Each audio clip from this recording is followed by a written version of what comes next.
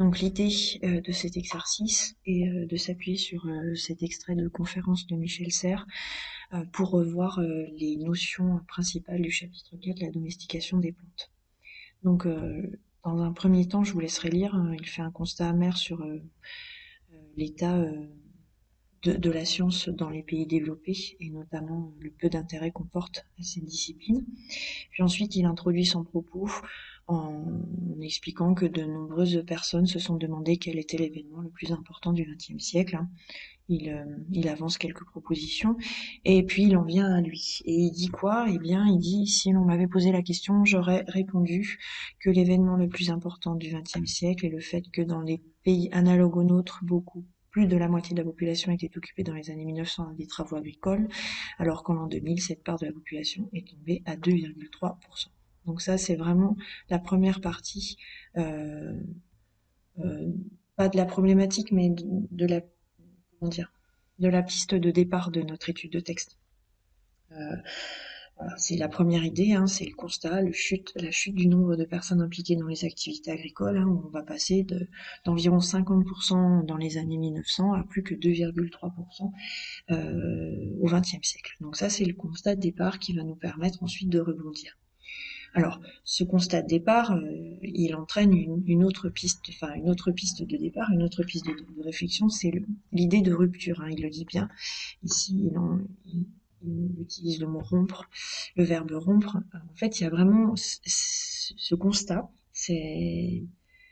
permet vraiment de montrer qu'il y a une rupture dans l'histoire de l'humanité. Puisque l'agriculture débute il y a des milliers d'années, il y a environ 11 000 ans pour être précise, hein, il le dit, et il dit que c'est devenu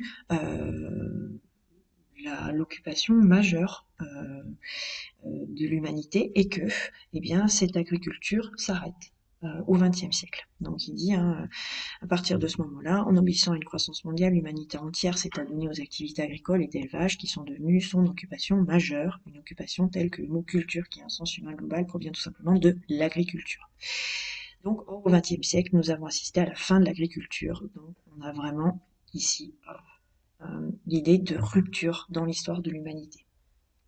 Alors à partir de là, eh bien on va pouvoir reprendre les différentes notions du chapitre, de la sélection empirique en passant par la sélection programmée et l'utilisation des biotechnologies. Donc on reprend l'histoire et puis il dit très vite, voilà, peu à peu en Amérique du Sud et au Moyen-Orient, certaines espèces de faune et de flore ont été domestiquées. Donc là il parle Donc oui, là, il parle de la théocynthe, notamment, qui est devenue, par sélection empirique, le maïs. Donc à partir de là, il envisage dans son texte ce qu'on appelle, ce qu'on a appelé la sélection empirique. Et donc là, eh bien, on peut commencer à revoir le chapitre et commencer à envisager, par exemple, de parler de l'exemple du passage de la théocynthe sauvage au maïs.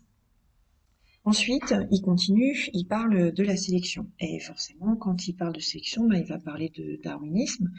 Effectivement, la domestication des plantes est basée sur la sélection et la sélection d'individus différents, d'individus qui ont des caractères d'intérêt. Et pourquoi ils sont différents, ces individus? Ils sont différents du groupe ou de la population à laquelle ils sont rattachés parce que il y a eu des mutations.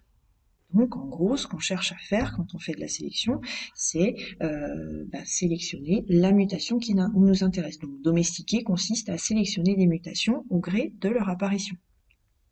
Et ça, on va le faire par la sélection programmée. Donc, on va faire de la sélection de mutation et on va faire aussi de l'hybridation.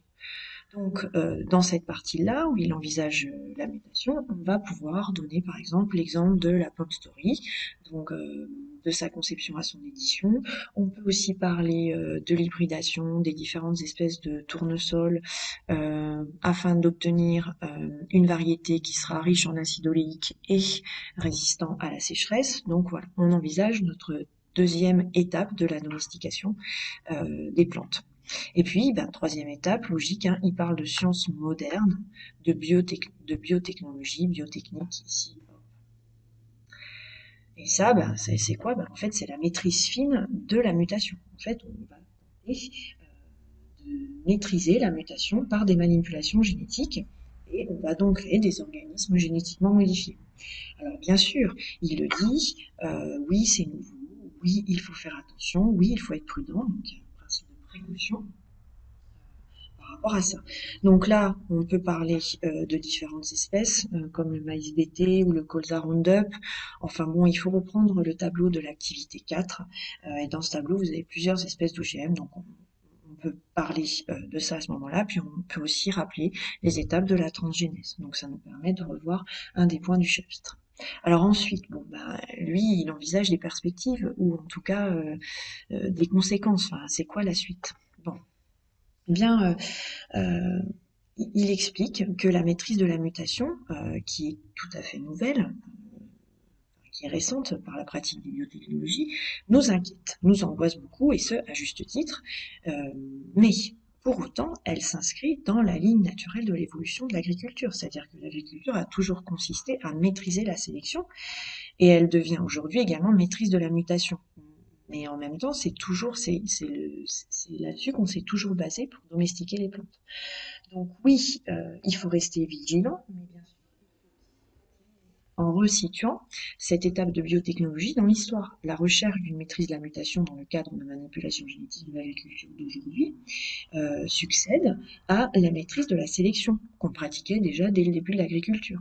Donc si la maîtrise de la mutation, elle est bien nouvelle, la maîtrise des questions liées à la vie, maîtriser la vie, cette question-là, elle n'est pas nouvelle.